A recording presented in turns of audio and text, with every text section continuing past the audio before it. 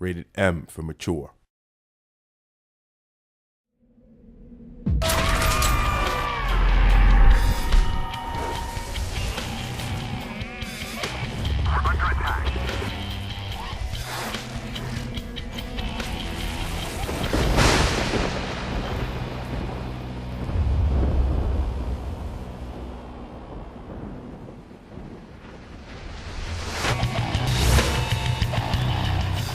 My name is John Garcia Shelton, and I'm the producer.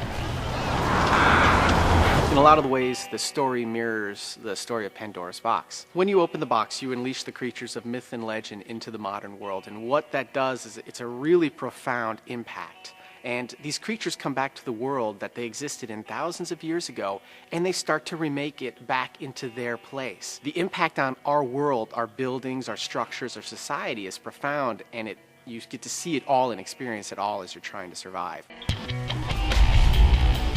My name's Steve Skelton, lead designer.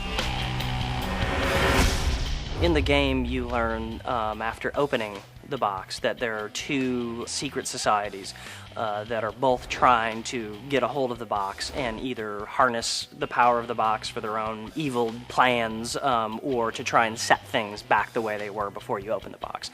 And that's the Council of 98 and the Black Order. This is in our world, but yet it has that mythological element. It's unique. It hasn't been done yet. I mean, creatures of myth, there's so many stories about what they can do, and being able to take those aspects of those creatures and bringing it into the game, we're able to add a lot of behaviors and experience for the player.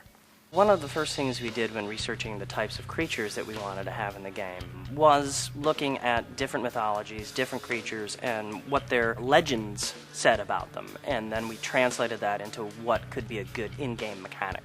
And then balance that against the types of different mechanics we wanted. So we wanted the werewolf, we wanted it to be a really strong predator. With the griffin, we wanted it to be a gigantic, unstoppable force. So we would balance it in different ways that way.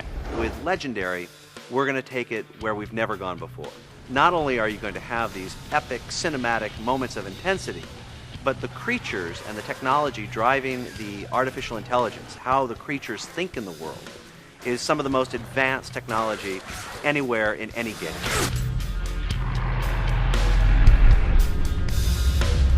We have some creatures that do update visually with damage states. In other words, you will see flesh revealed beneath the skin of the creature sometimes. This occurs with our werewolf and our minotaur. The werewolf itself actually regenerates, and you'll be able to see that in the game as well. It looks quite realistic. What makes our creatures next gen is probably more the quantity than anything else that you'll see on the screen. The real challenge was holding the quality bar up while drawing that much stuff at once. What we really wanted to do with our creatures and their mythology is to give them a sense of space in the world and presence. Our creatures don't just attack the player, they use the world to attack the player. What's real to you is real to the creatures, and it gives them a weight and a presence in the world. Just because they're mythological creatures doesn't mean to us they didn't exist in our game. You're going to see things like a minotaur bash through walls on the way to pursue the player. The first time the player is fighting the werewolf and they start to shoot it, and it changes its path away from the bullets to go grab a computer monitor and chuck it at them. That kind of intelligence and awareness is going to be a breath of fresh air to the player. Well, I think the thing that's most fun about playing Legendary is just the feeling of being overwhelmed by this new force of nature that's introduced back into the world.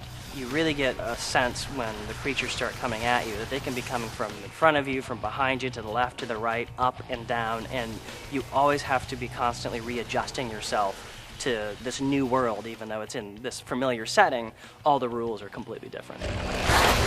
Legendary.